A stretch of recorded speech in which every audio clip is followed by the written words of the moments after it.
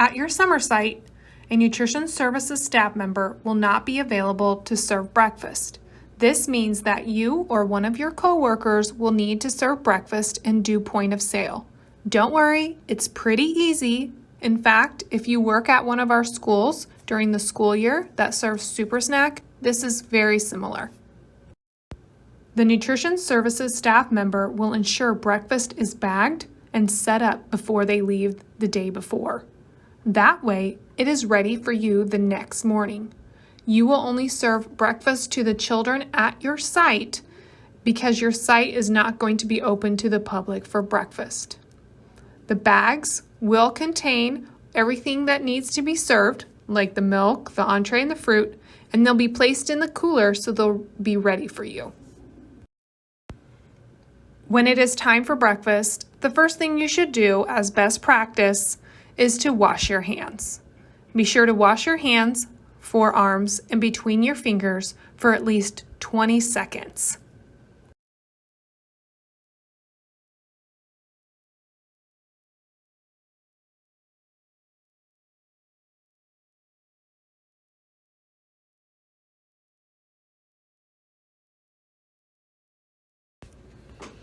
So you're going to go to the cooler that has the breakfast in it. You're going to open it up and you're going to have to check the cooler temperature to ensure that it's in safe working order. You're going to look at the thermometer on the inside of the cooler. It should read between 32 and 41. If it's 32 or below or above 41, you need to report that to Nutrition Services. You can call us using the phone number at the bottom of this form. When meal service starts, you're going to need to record the time the first meal was served. As children come through the line, they will grab a breakfast bag. The bag is required. They can't just take something out of the bag and leave the rest in the cooler. Sometimes milk crates will be in that cooler. They can't just grab a milk. They will just grab a whole bag. As students grab their meals, you will mark the point of sale roster. On the screen, you will see an enlarged area where we will mark the tallies. So let's talk about that. As children come through the line, each child will require a hash mark on the form. So if you serve 8 of your program students, then numbers 1 through 8 would each have a hash mark. Circle the last number so we know that is the final breakfast count. And record that amount under first meals served to children. Next, record the time the last meal was served. Do the math to determine the number of meals left over. Sign the bottom of the form when breakfast is over, and that's it. When Nutrition Services staff member comes in for lunch, they can help ensure that the form is completely filled out and answer any questions that you may have. Accidents happen.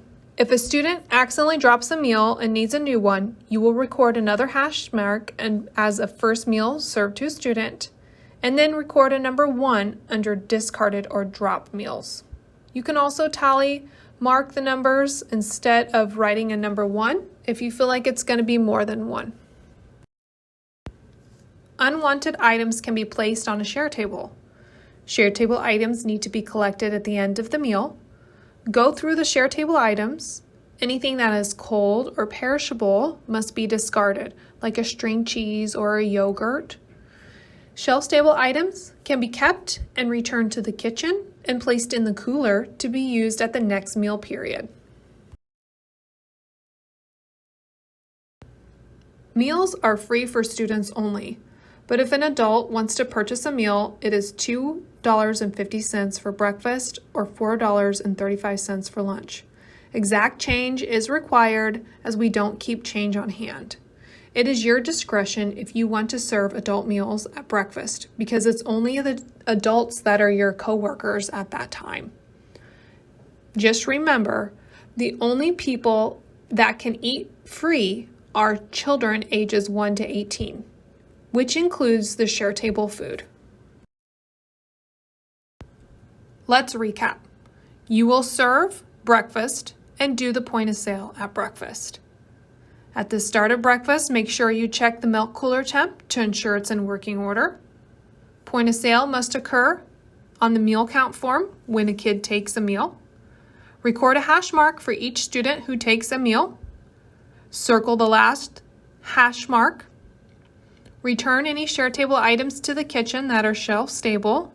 Discard any perishable items. And meals are for children only, including the share table items. If you have any questions beyond that, feel free to contact Nutrition Services or reach out to your Nutrition Services lunch person next time you see them.